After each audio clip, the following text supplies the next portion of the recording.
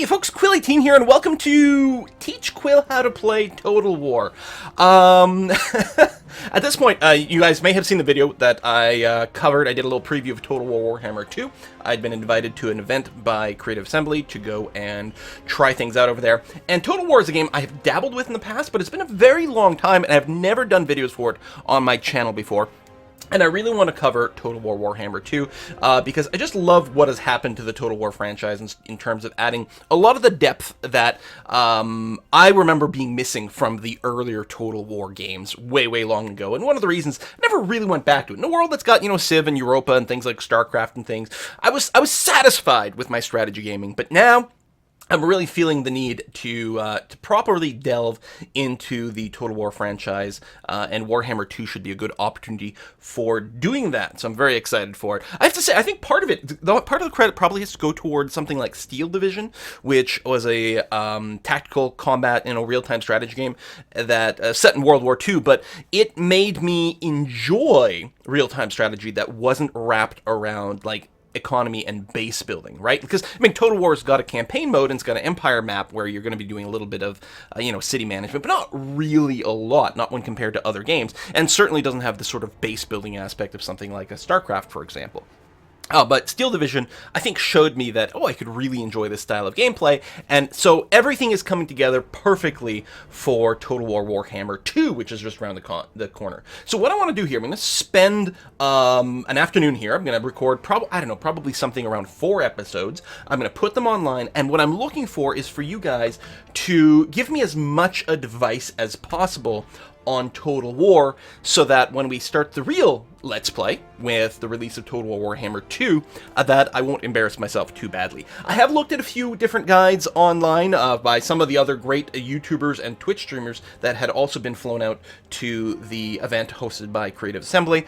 And of course, when I was there, I was also able to sit down with some of the Creative Assembly people who talked about a few things. So, I've got the basics. Most of my time over there was mostly just playing through effectively with the tutorial on so that I could learn things. So I haven't played much, but I've got at least, I know how to click, and that's pretty much it. I'm going to just go into the campaign mode over here. I'm going to start a new campaign. We're going to start in just the old world grand campaign over here as opposed to the story ones. Although, one of the things that's impressed me is even the grand campaign, how there's a fair amount of story and presentation. What I'm going to do is I'm going to start as the Dwarves over here, and the reason for that is I took a look at their start. I like the fact, first of all, it does say initial challenge easy. Yeah, they've got a very straightforward initial setup, but I like the fact that they're going to be fighting against greenskin clans and against some of the undead, whereas the Empire, I feel like, because this is the first one I fiddled around with, there's a fair amount of just fighting against other, human type people.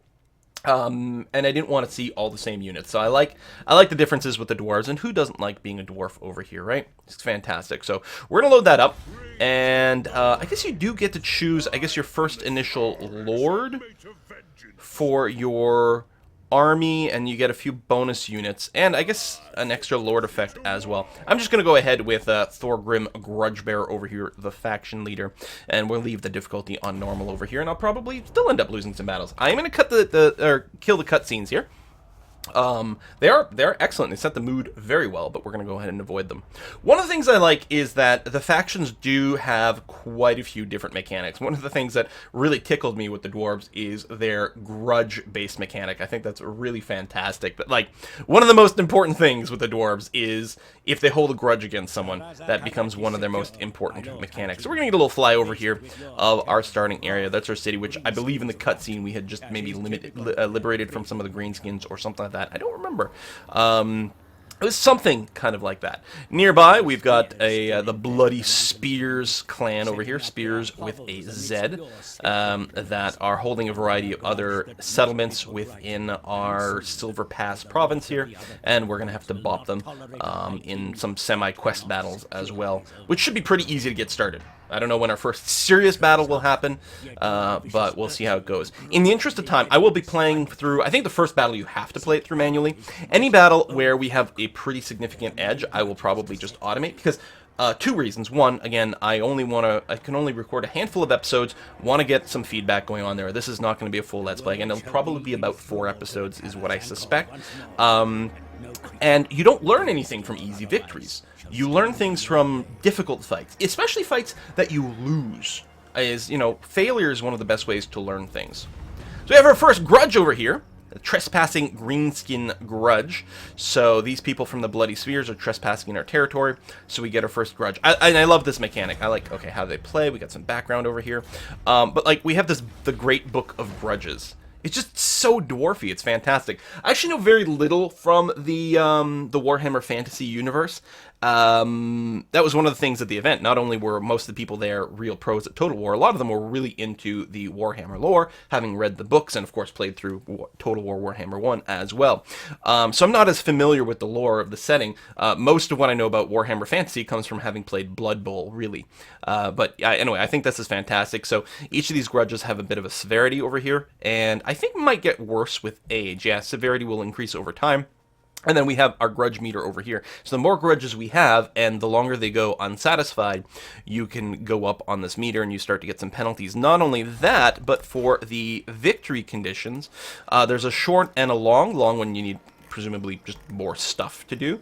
Yeah, because if you just look at the list of factions there, and it seems a little bit longer, and then there's some extra stuff. But the short one only stays valid as long as you never exceed a total grudge of 9. As soon as that happens, then that fails and you can't do the short victory, which I think is kind of a fun mechanic. So this is our starting area. We can take a look at, if I tab out here, we can see the world map is pretty substantial, I have to say. The scope of this game is redonkulous, but I think that's one of the reasons that all of the races, all the factions have their own sort of custom victory thing, is because it's not like World Conquest would be kind of ludicrous to try to do all the time. I mean, I'm sure it's valid. I'm sure that's probably something you can do, and maybe depending on how the criteria for your victory condition go, you might be forced to settle on that. But I think that like we can win well before having to take literally every single province in the game. One of the things that's cool is when Total War Warhammer 2 comes out, there will be a uber grand campaign that combines the map from both settings. I think, is the Warhammer 2 world going to be somewhere over here or something like that? So it'll combine both maps together and all the different races and factions at the same time, which is kind of nuts. And then I think there's a grand master plan of having a third game in the franchise at some point, and then that'll also combine together. It's going to be something crazy like it. Anyway, we have to start doing some technology. We probably won't get that far in this game, but what my idea was here was to really play nice with all the other Dwarven factions, because there's more than one of them, and so like, and try to just do the Diplo Annex thing. I think it's the Join Confederation option.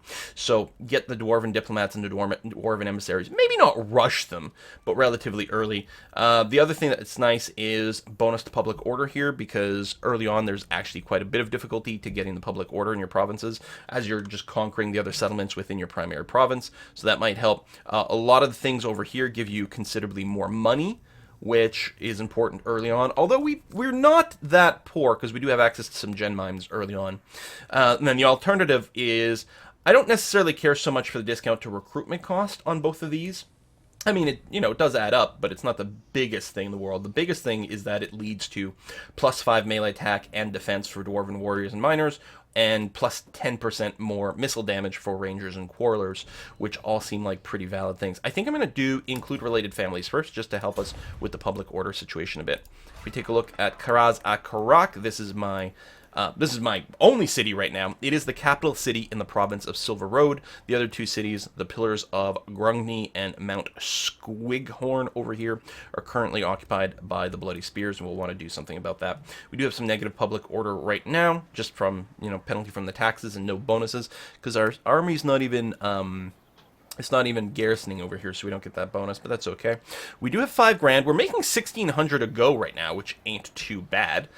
We also have the ability to develop our gem mine shaft, which is probably a good idea. Early money is got to be pretty strong, so just establish that. We also start to produce more gemstones so that we can get better trade deals. Alternatively, I could go right away to the clan barracks so that we can start to recruit quarrelers, although we'll have to pay for that, so we may want to establish our economy first, and that's kind of the direction I'm leaning in. So, one of the things is only the capital city can get up to a level 5 settlements. The others are all limited to level 3. And while you can build all the same stuff everywhere, the other two are going to be limited to level 3. So what I've been doing, and this is maybe the first good round of advice, is I've mostly been focusing the military buildings in my capital because I want to be able to unlock the really high tier units at some point. And then the other two settlements are mostly focused on support with some extra cash and or some growth type stuff. So that would be some interesting feedback there. That being said, it's probably still worth picking up an early gem mineshaft over here just to help fund things. I mean, or you could go with a bunch of extra food so that we get more growth and get our way up. You know, the bar is also going to be nice for more public order.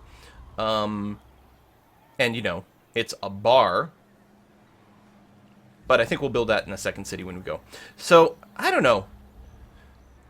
And our income's pretty good right now. You know what? I will go straight to the clan barracks. So in 2 turns, we'll be able to start producing some quarrelers. I think we're going to go for this quest battle, or this battle right away. Every faction, as far as I can tell, starts with, you know, 1 enemy unit in their territory to go bop. There should be no reason that we can't just win this battle over here. So we're going to go ahead and run that way. I guess we do have enough money to start on a second building as well. Let's do a little quick save before we get in here. I could automate this, but we're going to go ahead and play it. So my leader, who's doing the very, like, Asterix and Obelixy thing of being carried around by some other warriors, we're going to be fighting against Nashrak of the Bloody Spheres over here. What do they've got? They've got, okay, so each one of us are going to have the Lord in battle. Orc Biguns, damage dealer, bigger and arter. Over here, heaviest, strongest, meanest of orcs. Eager to prove, okay. Like, are these actually, like, traits that do something else? Or is this sort of just implied flavor text? Because some of them do, right? Like shielded, for example. Right? Shields have a chance of blocking arrows. And it's represented down here. So I assume that with something like damage dealer or bigger and arter, it's already factored into these traits here. Bonus versus large. I mean, we don't have any large. Poor accuracy. Again, I assume means that their accuracy down here is already lower. So I don't have to worry? I don't know. I have no idea. Alright, well, let's go ahead and fight this battle. So we're going to be on the attack over here. That's going to be okay. Orc Arror boys. Oh, Arrow. Arror. Couldn't figure out, like, are they trying to say archer? No. So they are actually half decent in melee, apparently, but they suck at being archers, so... Alright. So here's our first battle. I believe I do have the debug camera enabled. That was one of the tips I did look up, because the default camera is, like, stuck to, like, I don't know, something like this. It's like, no. I want to be able to look further away. I mean, you can hit tab to go into the strategic view, but... And while that is kind of cool, it's not quite the same over here. One of the things with my miners here is they are Vanguard Deployment. Now, I don't really see... On most of the maps I've played, I haven't seen a good place to use the Vanguard units, because, like, you know, it seems to me like if there was a bunch of trees over here, then it might make sense to put the Vanguards in there. So the Vanguards can deploy outside of your deployment area. So you could hide them there and be ready for a flank. But most of the maps don't seem to have that. You can put them in a little gully and maybe it breaks line of sight, although this one probably does not. If you're actually in a tree, you'll actually get the hidden modifier, and then when you're in a battle, let's say you're in a gully that blocks line of sight, and no units at that time can see you, then it will also confirm that. Although it's possible since they've already deployed, we might get that information at this point, but I don't think so. Because, like, there's no way they can see me back here.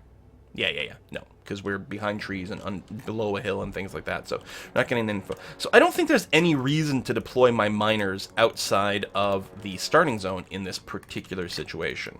So if you guys have any specific advice about that, please do let me know. So my plan here is going to be to take all 3 of my melee type units here. So we've got the Hammerers, which are the strongest of our guys, the Dwarf Warriors, and then the Miners. Now the Miners are the weakest. I think what I'm going to do is stick them in the middle so they can be supported on both flanks by the slightly stronger meleeers. And I'll just line them up. Now probably they're going to charge straight forward. There is a bit of a bridge here and a bit of a dip here. If we can force them to attack us, like, from uphill, that would be, like, with us being uphill, that would be nice. But I think what we'll do is end up doing something like this. We'll go as wide as possible to try to remove any sort of flanking opportunities.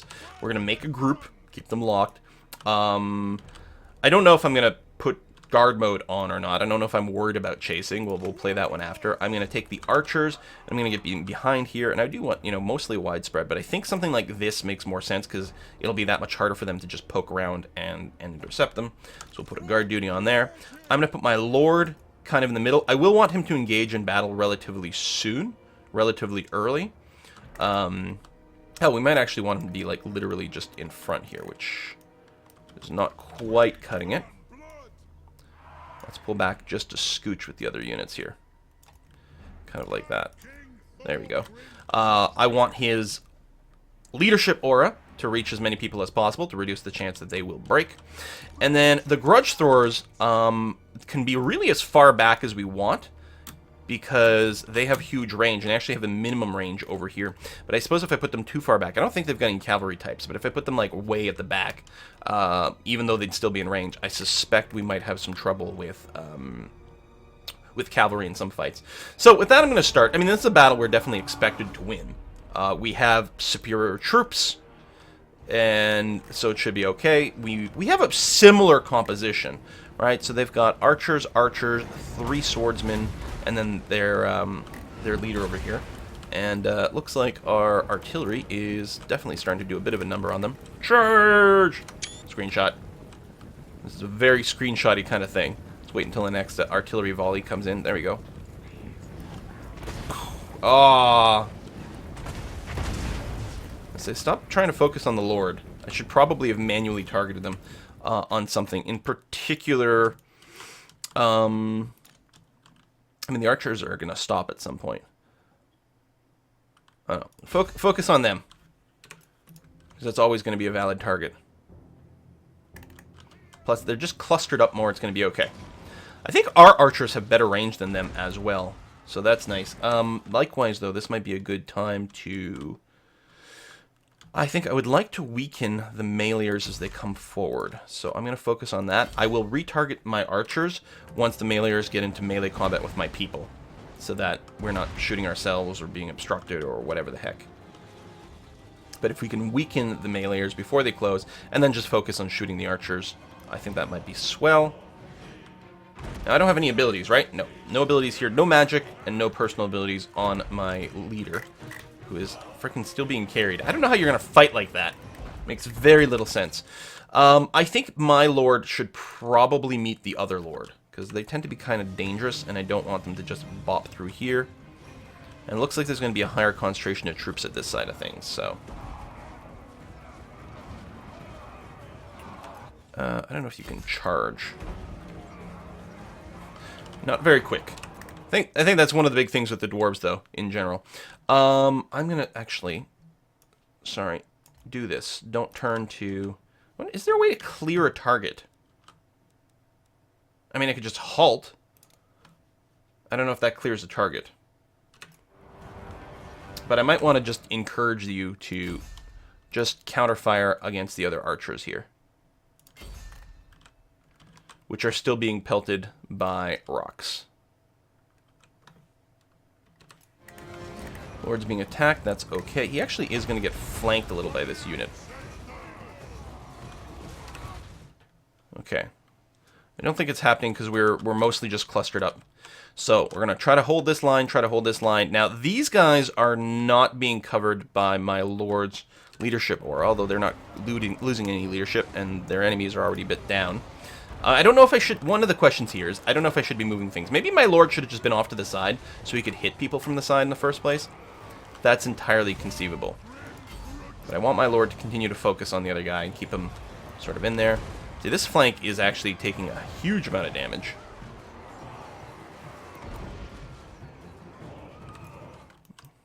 I don't know if I can shoot them. So these are the little things that are like, I don't know, man. I also don't like how much these guys are being sort of pushed back. I don't want my archers to get engaged all of a sudden. Oh! I think they're actually just targeting the ones that are running away, so that would be part of it. Let's change the grudge thrower to there. You keep shooting them, and I'm just going to tell these archers to back up a little bit, and then opportunity target. Just whatever comes up, which might include some of these meleeers. I think what might make more sense is actually... well, I've got to keep this guy pinned down so he doesn't go after my archers. As I was saying, maybe I should get my lord to finish these guys up and do that, but they're being broken a little bit anyway.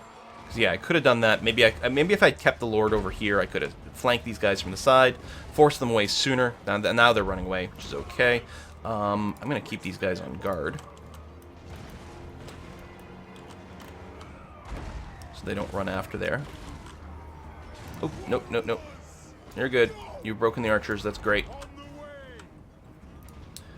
Same thing here. I'm going to tell these guys to halt just so that they don't follow anyone. So these archers are coming back. So we're still going to be firing on them. Because I didn't turn off fire at will. You decided to move. Apparently halt does not counter. Halt must just mean stop moving. Because they were still moving to, I think, chase someone or reorganize themselves. I'm not sure. You shoot him. Focus on that. See, I can't help but feel that we're losing way more people than we should. Maybe I should have had my archers fire into combat. There we go. Their lord's down, so now they're done. I feel like we probably lost way more people than should have happened. So I feel like already, even in this battle that is simpler, is supposed to be a simple one, close victory, yeah, I would have wanted overwhelming. I mean, we did kill them 2-1, but I feel like there should have probably been a larger margin. Maybe I'm wrong, but I suspect there's something I could have done a lot better. Maybe with the lord with the flanking. Maybe I could have spread the forces a little bit more. Maybe I could have used my archers to fire into melee, and that would have been right. I'm not sure. Now, I would like the money from releasing the captives, but it's not that much, and I'm not sure about the casualty replenishment rate penalty in this particular scenario. Oh, I did get a rune here, which is... instantly affects targets, duration constant. So, if I went and put this on, say, myself, then presumably anyone in a 40-meter radius is going to get a missile resistance around my lord. That sounds pretty good. So if I kill them, then I can get a leadership bonus going forward. And I think I'm going to do that, rather than take the money. Okay, that grudge is successful, which is great. You got the rune, you also leveled up. Next grudge is to take Pillars of Grudge. Before I leave my territory, though, I'm going to go and do some local recruitment. I'm going to get... I think I'm just going to get 3 more Dwarf Warriors, which, if we compare the stats... Pin the miners. Pin. What? There it is. Wow, that was weird. If we compare the stats, the Dwarf Warriors are better in every single way than the pick miners, or the miners, with one exception. With the miners, they have armor piercing here, which you can see from their weapon. They have 5 base damage, which can, I believe, if I understand, can be reduced by armor in some fashion. I don't know, like, how the combat mechanic works. But as far as I understand it, only the 5 damage can be reduced by armor, and the 17 will always be, you know, hit from max, I guess. Whereas with the Dwarf Warriors, while they do more damage overall, more of it is just base weapon damage and a lot less armor piercing. Still, I have to feel that the Warriors, which have higher stats in everything except speed, are probably better. I mean, they themselves are better armored. They have the shield as well, so they're more resistant to arrow fire. Seems okay. So we're gonna sit here for 1 turn, recruiting 3 extra axe dwarves over here. We are going to... I'm going to go ahead and develop the gem mine shaft so we can keep our economy going a little bit more. That's going to be okay. And as soon as those go, then we'll charge up onto the city. You have a skill point. Well, okay. So this is our Lord's skill tree here. He's got a lot of different options. What I think I'm going to do very early on, I'm going to take the grudge against the greenskins, which give us my entire army +4 leadership when fighting against greenskins and +5 melee attack, which seems like a pretty good buff right now since that's what we're going to be fighting. So there we go. So now we will end the turn.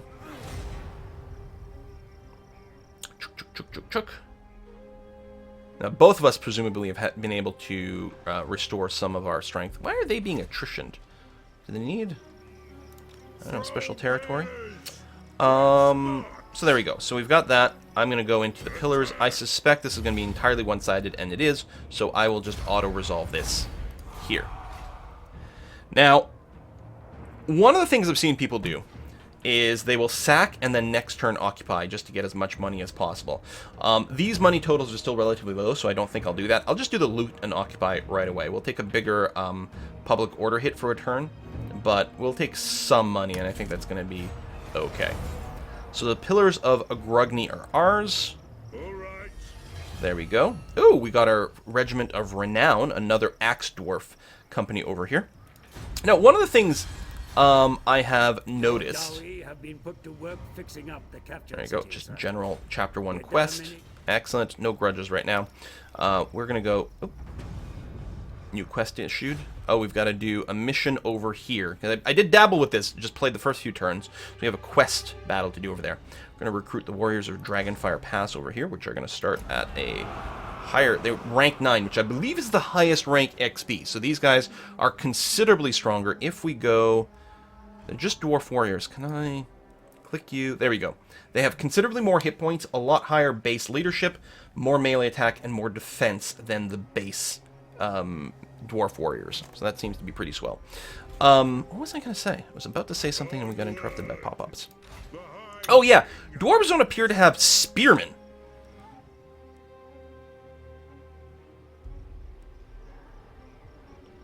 Right? I mean, the Dwarf Warriors do have charge defense against large foes, so I guess that... Well, it's only large foes. They don't have generic charge defense. I don't know if one of their later units do. Oh, no. I just wanted to look at the tree. Building browser. There we go. Thank you. Bombers, flame cannons. Oh, that's probably the wrong tree. The Longbeards... The Thane Embedded Hero. Yeah, so I don't know if they have anything that's specifically anti-cavalry. And the dwarves are so slow that they have a hard time responding to a flank when it occurs. Now, one of the neat things is the barracks only goes up to level 3. Like, the melee chain would be possibly really appropriate to throw into one of the secondary towns. I mean, it's already started here, so I'll leave it. But if we did need to free up extra room, we could do that. Like the ranged one, you probably want here. Also, to unlock the higher tier units, you need the armory to start off with, which you can do in the level 3, but you probably want to continue this chain upwards here. What are you? Master Engineer, the Slayers, anti-large, fast for a dwarf. Yeah. And then we get our rangers over here. So that's one of the things that, you know, every faction's got a slightly different flavor. If you do play the Empire, they're like all over that. Do I just want to charge forward to here? I don't see why I wouldn't. Well, I don't think I've got any move right now. No, I'm completely out of move, and next turn we'll be able to recruit some more people. So, okay, so we'll sit here. Oh, you've got another skill point. I don't think I'm going to unlock any more grudges yet, although the vampire counts will be very handy later because we've got some of those nearby. So the question is, do we go down the tree that makes our lord more of a badass? Do we go down the tree that makes him more sort of inspiring? I like that. More melee defense for dwarf warriors and miners, so they can hold the line a lot better. More ammo, less vigor loss. I think they get less tired when they run around. The bloodlines here, so this is really good for boosting the province that we're in, like substantially so. Like, that growth is really huge. The extra public order is nice. Some of the corruption modifiers aren't bad. And then we can save some money, get better artillery, get more gold income from the province that we're currently in. I think what we're going to do is we're going to go to the sort of Axe Lord kind of thing and get some in-combat stuff. So we'll take Inspiring Presence. Right now we've got our Leadership Aura, gives us +5. Now it's going to be +10. So we'll really be able to hold the line. And, ooh, we have a damage building. Yeah, let's repair that because that's going to be pretty important. And we do have enough money. I could start something else down here. I'm going to go and get the barley field going so that we can get a bit more growth in the province because you need the growth. Growth occasionally provides population surplus, and population surplus is how you level up your main building as opposed to just money. So this is still the same turn. So there we go. Let's end turn. Chuka, chuka, chuka. So no one roaming around yet. I should probably look into some diplomacy with some of my neighbors. I mean, I think... Oh. This is dangerous. So the Greenskins have already confederated another goblin or greenskin tribe, so they're getting bigger. So yeah, diplomacy. if we, let's say sort by yeah, well, by race, it's already done. So, okay, we know about 2. The Barrack over here. We already have a trade, treaty, non-aggression pact, military access. Let's get a military alliance with these guys. Because, yeah, I wanna be real friendly with all the dwarves. And then we'll diplomatic them later on. The Zufbar over here, we're not as strong relative to them. So the Barracks are at 62 rank, defensive strength. That's not score, that's rank. So rank 1 is the strongest, if I'm understanding it correctly. So we're considerably stronger, which you can tell by the bar. So they were happy about an alliance. Zufbar might be less interested. We actually have no treaties with them. So let's actually start with the non-aggression pact. We'll try military access.